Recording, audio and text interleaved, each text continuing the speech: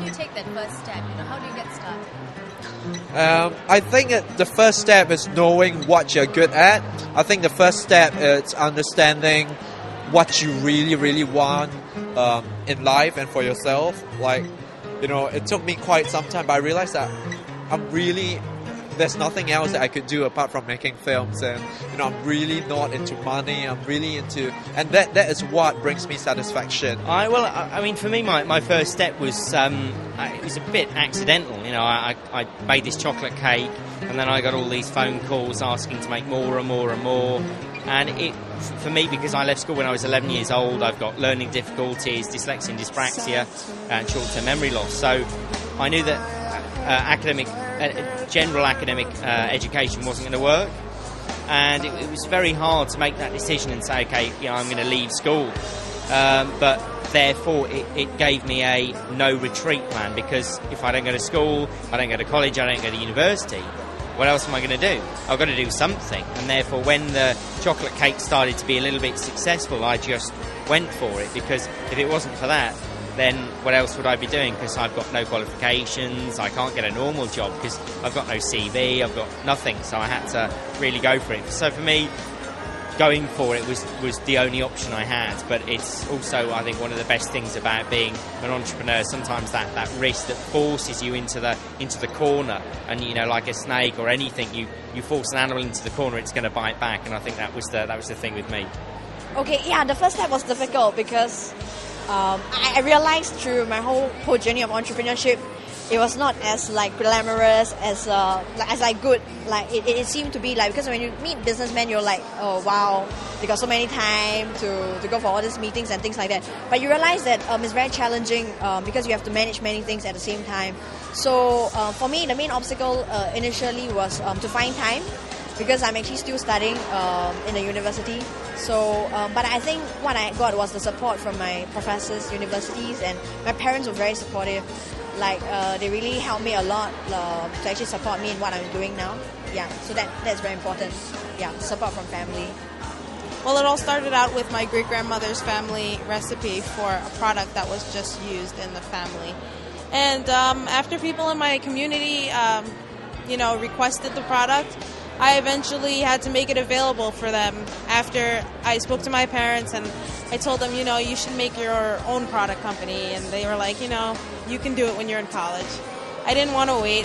So I gave it out for free, and that's how it all started. And now I have about 14 different products. I mean, I always wrote poems from when I was about 8 years old. When I was 13, I won a competition called the Young Poet of the Year Awards.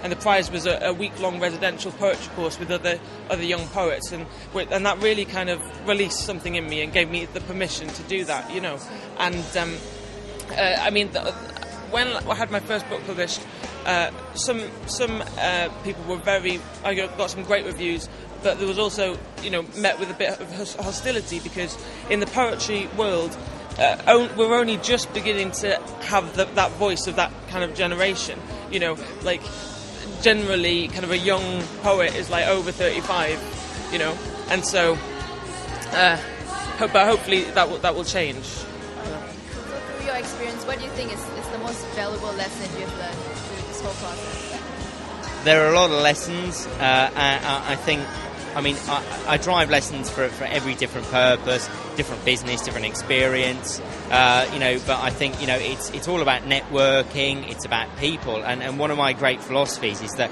people are just people. No matter if they're a massive celebrity or, we're still genetically the same. There's not something extra about them. They haven't got diamond or gold bones. They're just a person. They've had a different experience. They happen to become on camera.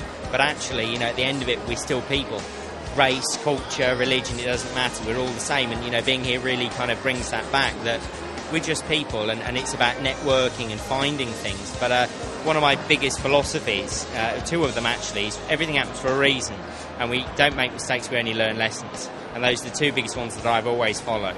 That everything happens for a reason. You get a train delay, whatever it is, it doesn't matter, because it's happened for a reason. And you can get through life by being quite easy. And I think it is good to be laid back, because when I actually have some heart problems because of stress that I had in business, and it's really about you know, I'm trying to really get back to how I used to be and really be a lot more laid back, because I think, you know, life's too short. I think the most valuable experience, right, that I learned about is about myself, how to be a better person. Because as you meet, being an entrepreneur, you get to meet a lot of people, and you actually get to share. I mean, hear a lot of stories from the different people. So I learned a bit more about myself. The thing that what I do is that because I do ecotourism, so I bring a lot of young people to developing countries, and we go into like villages. So I mean, that's where I see I appreciate a lot of things in Singapore, like even setting up a business. It's so easy to set up a business in Singapore, and I think in Singapore we are given that there are a lot of things that we are given, like we don't have to take care of many things. Yeah, but I mean, like young people overseas, they have to at a young age of like 15. They have to take care of their family. They don't get a chance to go to school. So that's where being an entrepreneur, now I want to give back to society. How can I actually empower these young people which are in the developing countries? So that's where I'm looking at sustainable development. Yeah.